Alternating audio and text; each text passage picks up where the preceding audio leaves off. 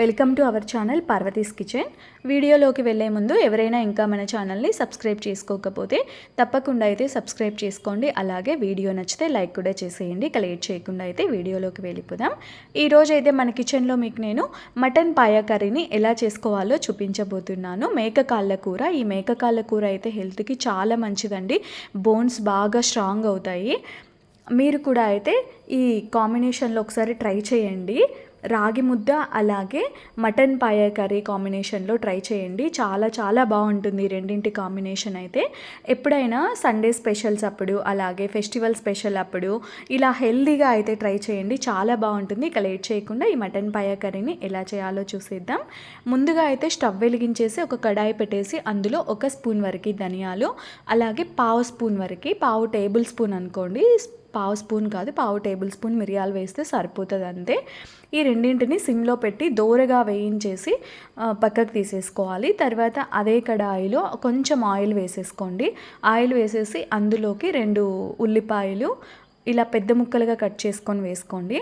ఇక్కడ గానుగ ఆయిల్ వాడానమాట, ఎద్దు గానుగ నూనె. దానికోసమే కొంచెం నురుగా వస్తుంది ఆయిల్. ఇంకా 1 ఇంచు వరకు అల్లంని పైన అంతా చెక్కు తీసేసి చిన్న ముక్కలుగా కట్ చేసుకొని వేసుకోండి. 10 నుంచి 12 వరకు వెల్లుల్లి రెవ్వలు, అలాగే 2 టమాటాలు కూడా వేసేసుకోవాలి. కొంచెం పెద్ద సైజు వేసుకోండి. పెద్దవంటే మరీ పెద్దవి కాదు, నార్మల్ మీడియం సైజు ఉంటాయి కదండి, అవి వేసేసుకొని ఇంకా వీటన్నింటినీ కలుపుకొని వేయించుకోవాలి. కాసేపు అయితే వేయించాలి, మరి ఎక్కువసేపు అవసరం లేదు. మీకు ఇంకా గ్రేవీ ఎక్కువ కావాలి అనుకునే వాళ్ళు కొంచెం ఎక్కువ వేసుకోండి, సరిపోతుంది. 1 టమాటా ఎక్స్ట్రా వేసుకోండి, అలాగే 1 ఉల్లిపాయ కూడా ఎక్స్ట్రా వేసుకుంటే సరిపోతుంది అంతే.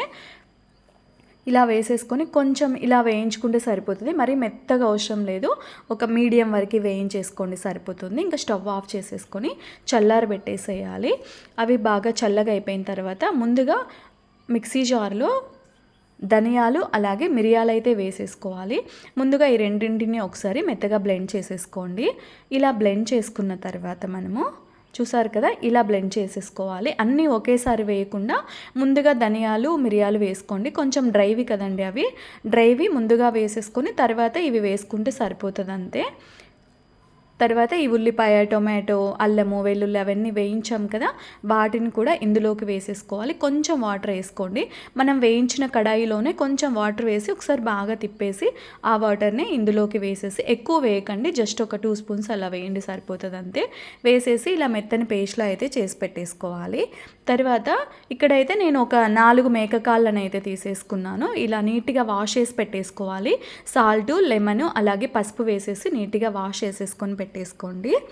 తర్వాత స్టవ్ వెలిగించేసి ఒక కుక్కర్ అయితే పెట్టేసుకోవాలి. కుక్కర్లో కావాల్సినంత ఆయిల్ వేసేసుకొని అందులోకి కొంచెం జీలకర్ర అలాగే చెక్క, లవంగ, యాలుక అయితే వేసేసుకొని ఉల్లిపాయ ముక్కలు అలాగే పచ్చిమిర్చి ముక్కలు కూడా వేసేసుకోవాలి. ఉల్లిపాయలు ఒక పెద్ద ఉల్లిపాయ వేసేసుకోండి. ఆల్రెడీ మనం మసాలాకి 2 వేసాం కదండి, దానికోసమే ఇందులో 1 వేసుకుంటే సరిపోతుంది. మీరు కావాలనుకుంటే కొంచెం ఎక్కువైనా వేసుకోవచ్చు, ఏం పర్లేదు. పచ్చిమిర్చి చీలికలు వేసాం కదా, తర్వాత కొంచెం కరివేపాకు కూడా వేసేసుకోవాలి. వీటిని కొంచెం సేపు వేగనివ్వాలి. ఇది కొంచెం వేగిన తర్వాత ఇందులోకి మనము నీట్గా వాష్ చేసి పెట్టుకున్న ఈ మేకకాళ్ళ ముక్కల్ని కూడా వేసేసుకొని ఇందులో కొంచెం మనము చప్పగా లేకుండా ఇందులో ముందుగానే ఈ ముక్కలు వేసిన వెంటనే కొంచెం సాల్ట్ అలాగే కొంచెం పసుపు కూడా వేసేసుకొని ఇంకా ఒకసారి కలిపి బాగా వేయించుకోండి. ఇది కుక్కర్లోనే చేయాలండి. నార్మల్గా సపరేట్గా చేసామంటే చాలా టైం పడుతుంది ఇవి ఉడకడానికి. కుక్కర్లో పెట్టినా కూడా ఒక 15 to 20 విజిల్స్ అలా పెట్టాలి. ఒక 20 విజిల్లకైతే బాగా ఉడుకుతుంది. ఇలా వేసేసి కాసేపు వేయించేసేయాలి. ఇక్కడ ఇలా వేయించిన తర్వాత ఇలానే కొంచెం అడుగు పట్టకుండా వేయించుకుంటూ ఉండండి, లేదు అంటే అడుగు పట్టేస్తుంది. ఇలా కాసేపు వేయించిన తర్వాత ఇందులోకి ఒక 2 స్పూన్లు అలా కారం వేసేసుకోండి. మీ కారంకి తగ్గట్టు అయితే వేసుకోండి. తర్వాత మనం ఇందాక చేసి పెట్టుకున్నాం కదా మసాలా, ఉల్లిపాయ, టొమాటో, అల్లము, వెల్లుల్లి అవన్నీ వేయించి ఆ మసాలాను కూడా ఇందులోకి అయితే వేసుకోవాలి. కొన్ని కాజు కూడా వేసుకోవచ్చు మీరు కావాలంటే. ఆ టొమాటో, ఉల్లిపాయ అవి వేయిస్తాం కదండి, అప్పుడు కొన్ని కాజులు కూడా వేసేసుకోండి వేసుకునే వాళ్ళు. ఒక 5-6 కాజులు వేసుకోండి సరిపోతుంది. వేసేసుకొని ఇంక ఇదంతా ఒకసారి బాగా కలిపేసేయాలి. కారప్పొడి వేసాం కదా, ఇది అంతా మిక్స్ అయ్యేలా ఒకసారి బాగా కలుపుకొని ఇంకా వేయించుతూనే ఉండాలన్నమాట.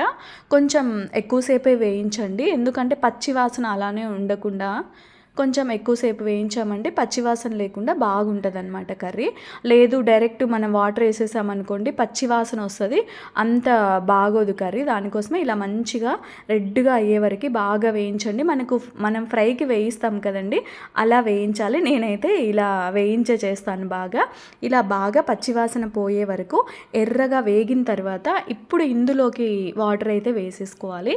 వాటర్ అయితే మరీ ఎక్కువ మరీ తక్కువ లేకుండా మీరు తినే కన్సిస్టెన్సీని బట్టి అయితే వేసేసుకుంటే సరిపోతుంది వాటరు. ఈ మటన్ పాయ కర్రీ కొంచెం లూజ్గానే చేస్తారండి, మరీ చిక్కగా లేకుండా. మీరు తినేదాన్ని బట్టి అయితే వాటర్ యాడ్ చేసేసుకోండి. తర్వాత ఇందులోకి కొంచెం కొత్తిమీర కూడా వేసేసుకోవాలి. కొత్తిమీర కూడా వేసేసుకొని ఇంకొకసారి బాగా కలిపేసి మూత పెట్టేసి ఒక 20 విజిల్స్ అయితే పెట్టాను నేను. మూత పెట్టేసి ఒక 20 విజిల్స్ పెట్టానండి. ఈ మేకకాళ్ళతో సూప్ కూడా చేసుకుంటారు. ఆ సూప్ కూడా నేను నెక్స్ట్ టైం అయితే తప్పకుండా అప్లోడ్ చేసేస్తానులేండి. అది కూడా అయితే చాలా మంచిది హెల్త్కి. చూసారు కదా, ఇక్కడ విజిల్ అయితే పోయిందో ఒక 20 విజిల్స్ అయితే పెట్టేశాను. విజిల్ పోయిన తర్వాత మూత తీసేసి ఇలా చూస్తే ఇలా ఉంది. బాగా చూసారు కదండి, వాటర్ ఎక్కువ లేకుండా, అలాగని మరీ తక్కువ మరీ గట్టిగా, అలాగని మరీ లూజ్గా లేకుండా కరెక్ట్గా ఉందన్నమాట. వాటర్ ఇలా మీకు తగినన్ని అయితే వేసేసుకోండి, సరిపోతుంది అంతే. ఇలా వేసేసుకొని ఇంకొకసారి కలుపుకున్నాం కదా. మీకు ఇందులో మీరు కావాలి అనుకుంటే కొంచెం లెమన్ అయితే వేసుకోండి, కావాలనుకునే వాళ్ళు. లేదు లెమన్ అంత ఇష్టం లేదు అనేవాళ్ళు స్కిప్ చేసేయచ్చు. నేనైతే ఇక్కడ కొంచెం లెమన్ అయితే వేస్తున్నాను, కొంచెమే వేస్తున్నాను అంతే. హాఫ్ లెమన్ అయితే, చిన్నకాయ ఉంటుంది కదండి, ఆ చిన్నకాయలో ఒక హాఫ్ అయితే వేసాను అంతే. ఈ మటన్ పాయ కర్రీ రెడీ అయిపోయిందండి. రాగి ముద్ద కూడా రాయలసీమ స్టైల్లో ఎలా చేయాలో నేను వీడియో చేశాను, ఆ లింక్ కూడా డిస్క్రిప్షన్లో ఇచ్చేస్తాను, ఒకసారి చెక్ చేసేయండి. ఈ కాంబినేషన్లో అయితే మిస్ అవ్వకుండా ట్రై చేయండి, టేస్ట్ అయితే చాలా చాలా బాగుంటుంది. చూసారు కదండి, మీరు కూడా అయితే ట్రై చేయండి. అలాగే ఇలాంటి మరికొన్ని రెసిపీస్ కోసం నా ఛానల్ని సబ్స్క్రైబ్ చేసుకోండి.